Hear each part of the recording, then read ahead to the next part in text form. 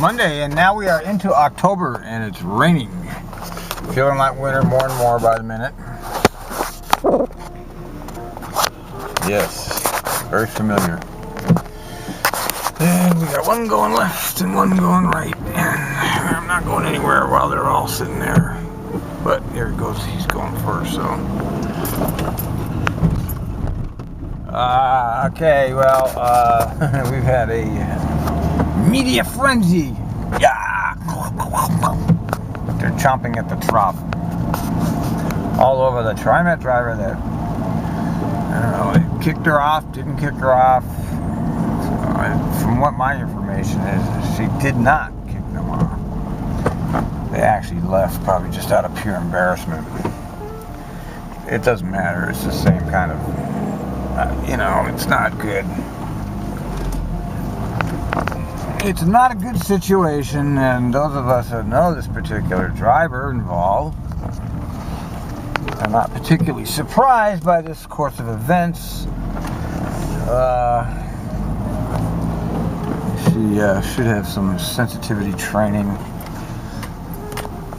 I don't know. I made a comment over at Portland Transport of the different types of operators that are employed here and the completely different philosophies between the humanists and the cattle car people.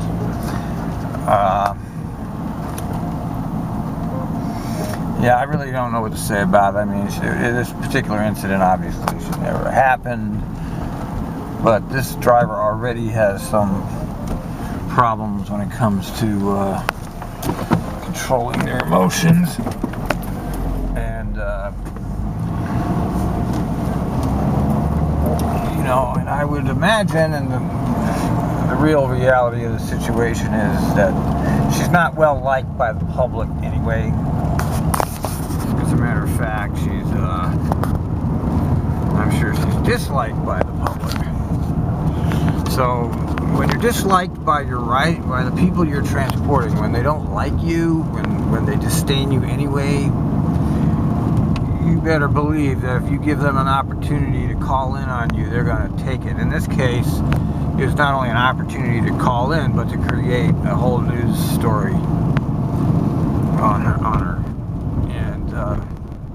This is why you don't treat people like trash, because you've got to live with these riders, and if you don't treat them well, then damn well better make sure you know what you're doing, because they're going to take every opportunity that's available to undo you. Not that I blame them. I mean, if you're mistreated, would you just sit there and take it? I mean, I said it a million times. You have this huge discrepancy between philosophies here. Some of us are very sensitive to the needs of the passengers, and others just don't care. She happened to be of the I just don't care camp, and that's a shame that there's these situations, and they're not the brightest. The people that you see getting on these stories, these are not the brightest light bulbs in the world either, It's just a damn shame that all of us have to get dragged down with her.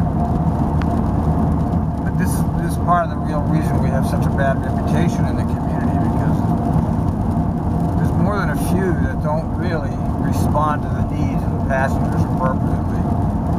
Now, you can blame her for being incompetent, but I've also said this a million times. I place the blame on the management, because the management brought her in here, recruited her, trained her, and then approved her for service in the district, all by the management. They allow her to continue for whatever reason.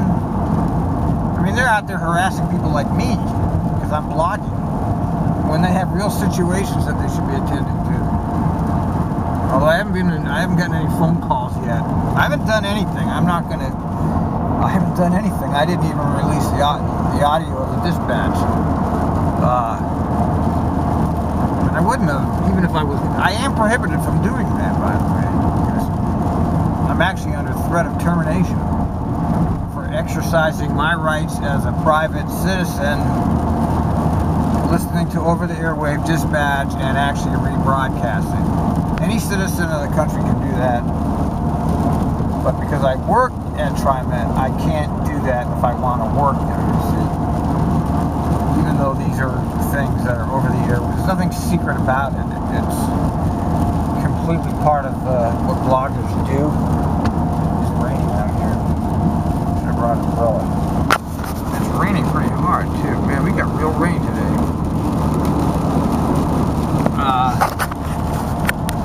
But I didn't rebroadcast it. I instructed my associates not to rebroadcast. I'm not the only one that hears this stuff. There is a small group of us that listens to these things, and we get no attention at all. Nobody cares what we're doing until some situation like this occurs, and then all of a sudden everybody cares about me and the blog and the transit blog. Most of the time we're just ignored and live in an oblivion or internet spot, you know. Nobody's paying attention to my blog. It's very, very obscure. Even with all the stories that I've been in and on, nobody cares. Because nobody really cares about bus drivers, really, when you get right down to it. You know, it's not of interest to anybody, except people like me and the others of us that are involved in it. Very small community of people that are interested in this type of material. But every so often, you know, something will come up and I'll have some information about something or be involved, and all of a sudden I'll be like, oh, look at him, he's doing this. Wow, should he be doing it? Should they? You know, it's just a big controversy over my nothing. And the whole story is not a story. It's not a news story. It's really of no value. I mean, nothing happened. So she is a dumb bus driver. Another one, a dumb bus driver that did a dumb thing, which was kicked off a passenger because the kid was screaming, or maybe she did. That's still under dispute. The dispatch says she didn't kick him off, and we have the eyewitness of somebody who was on the bus who also says, who also says that she did not kick them off. They left on their own will. So you know, I don't think that she actually did kick them off. Now, of course, everybody with a brain realizes that if you get into a situation where you can't drive, I mean, I've had this problem. It is very, very distracting. It is not. It's a very bad situation to have to be driving a bus in a safety-sensitive job, listening to a kid screaming. And I've actually had like 4 kids screaming at once before. And it gets funny. After a point, you just have to laugh because the situation is so absurd that it's... But I realize, of course, that the mother can't do anything about this. So wow, they're going to do the goodwill stop. So I understand the mother isn't to blame for the baby's behavior, and if they could get it to stop, they would. And so that consciousness allows me to keep operation. But I can understand an operator being at wit's end and just saying, I can't operate. But of course, what you do is you pull over, notify dispatch that you have unsafe operating conditions, let them send a supervisor to you. And maybe in that time, the child will stop being, you know, give them a few minutes to calm down. Maybe it'll get better, or maybe you'll feel better. You just have to get yourself composed. See, the thing about this job is if your emotions start going on you, you have a serious problem, and it's easy to lose your center as a bus driver. It's easy to get harassed in some way. Either a passenger harasses you, or a situation like this, or a close call on the road, and that's when your emotions run high. And if you lose that emotional stability, it becomes dangerous. If you get upset at all, you get careless. You know, if you have a conversation with dispatch and you leave that conversation and you're upset about the way you've been handled, you've been treated with disrespect or something, you get pissed. And if you get angry, you're now driving in an emotional turmoil, which is very, very unsafe, you know. And that's a danger that drivers have to be aware of, is if you lose that emotional center, you're in jeopardy. If you get aggravated, you know what I'm saying. So she obviously lost it. And, you know, it wasn't even the woman that made the issue, it was the other passengers who just have no tolerance. Well, Jesus, I just went by the turn. It was actually, there's no traffic. It was the other passengers who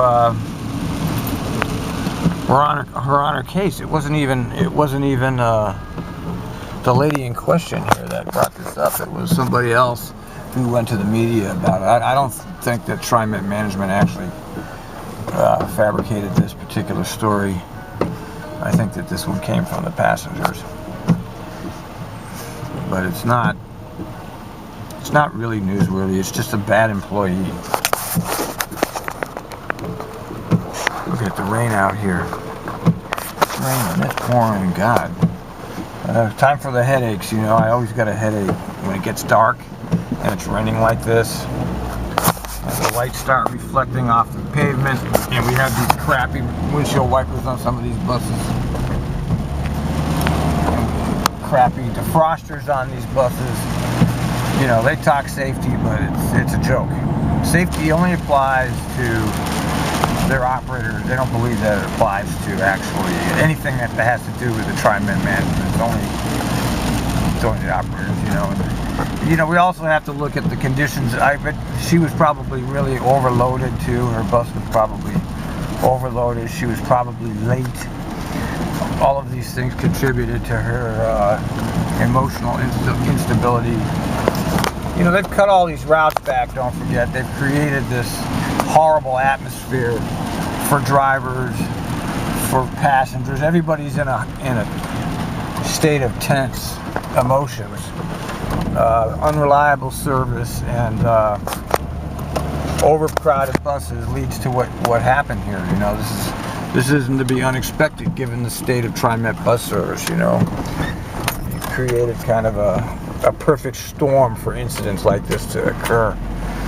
And, you know, of course, the TriMet management won't ever take that responsibility. They point it all at well, it's all the driver's fault for allowing themselves to get excited.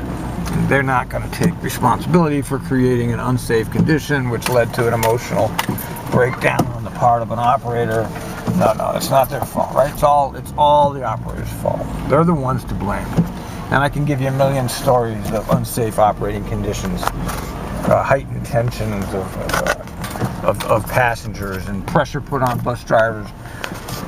But you know, that's not part of the equation here, is it? It's always the driver.